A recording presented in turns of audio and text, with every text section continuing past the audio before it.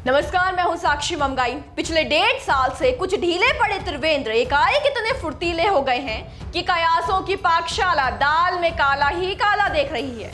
जानकारों को राजनीति की सीटी से कुछ पकने की महक आ रही है, पर सवाल है क्या आखिर पूर्व सीएम किस मील के लिए इतने स्फूर्तिशील हुए हैं? क्या वाकई त्रिवेंद्र सिंह रावत की चाहत केंद्र की राजनीति में एंट्री लेने की है? अगर हाँ, तो कैसे और कब होगा प्रवेश? आज भाजपा के आउट ऑफ द ब्लू वाले एक्शन के एक एक क्लू को समझेंगे और साथ ही ये भी जानेंगे कि कैसे पूर्व सीएम का उत्साह कुछ लोगों की राह में रोड़ा बन सकता है।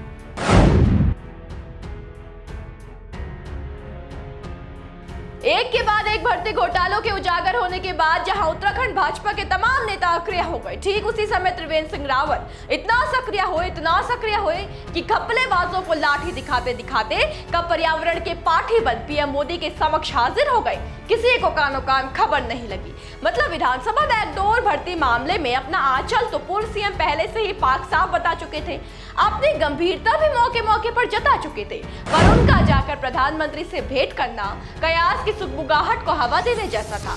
और ऐसा भी नहीं है कि बात सिर्फ मुलाकात की हो। दिल्ली से लौट कर एक के बाद एक दौरे पूर्व सीएम कर रहे हैं, कभी चमोली कभी पौड़ी।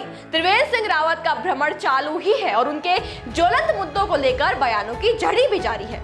बड़ी बात यह है कि पूर्व सीएम का प्रदेश का राउंड मारना विशेषज्ञों को 2024 का ग्राउंड सचना लग रहा है, पर क्यों?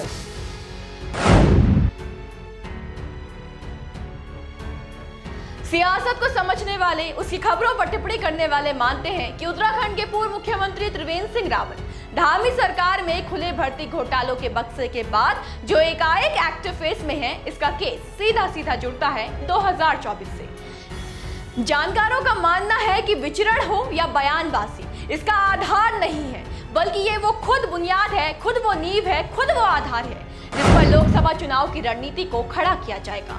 अगर उस्तादों की बातों को जोड़कर देखा जाए तो अटकलों का गर्म बाजार त्रिवेंद्र सिंह रावत के लोकसभा चुनाव में लड़ने की ओर इशारा कर रहा है।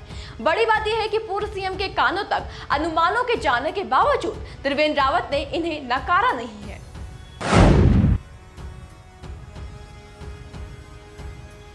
मीडिया रिपोर्ट्स की माने तो जब पूर्व मुख्यमंत्री त्रिवेंद्र सिंह रावत चमोली जिले के हिमालय क्षेत्रों के भ्रमण पे थे, तब भी उनसे लोकसभा चुनाव को लेकर पूछा गया। आपको बताएं कि तब पूर्व सीएम ने कहा कि उनके शुभचिंतक और कार्यकर्ता चाहते हैं कि वो आने वाले लोकसभा का चुनाव लड़े, लेकिन चुनाव लड़ने के बारे में अंतिम फैसला पार्टी को लेना है। इतना ही नहीं, उनके पौड़ी दौरे के समय भी उनसे इस भ्रमण के सियासी मायने पूछे गए, पर इस बार भी उनका जवाब वही था। उन्होंने कहा कि वो एक सामाजिक कार्यकर्ता है और राजनीति में आए हैं, पार्टी की ओर से जो जिम्मेदारी मिलेगी उसे निभाएंगे। अब इन जवाबों को जद्दोजहद नहीं भी करे तो भी चुनावी जंग का संकेत ही माना जाएगा। कुछ लोग तो ये भी कह रहे हैं कि पूर्व सीएम को छुपाना भी नहीं आता और उन्हें जताना भी नहीं आता।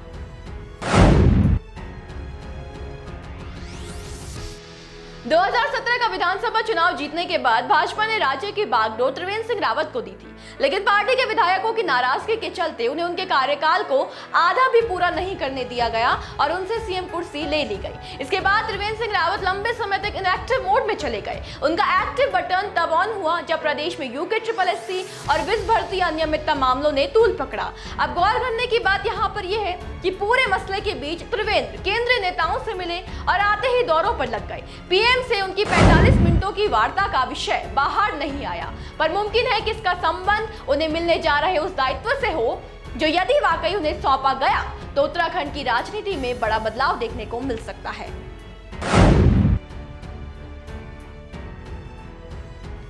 देखिए, अगर कयास सही निकले और पूर्व सीएम वाकई लोकसभा चुनावों में भाजपा के उम्मीदवार बनकर उभरते हैं तो सवाल उठेगा कि उन्हें टिकट कहां से दिया जाएगा। सीट गढ़वाल की होगी वो तो ठीक है, लेकिन होगी कौन सी? 2 सीटों को लेकर बहस है, या तो पौड़ी लोकसभा सीट से पूर्व सीएम समर में उतरेंगे या फिर हरिद्वार से।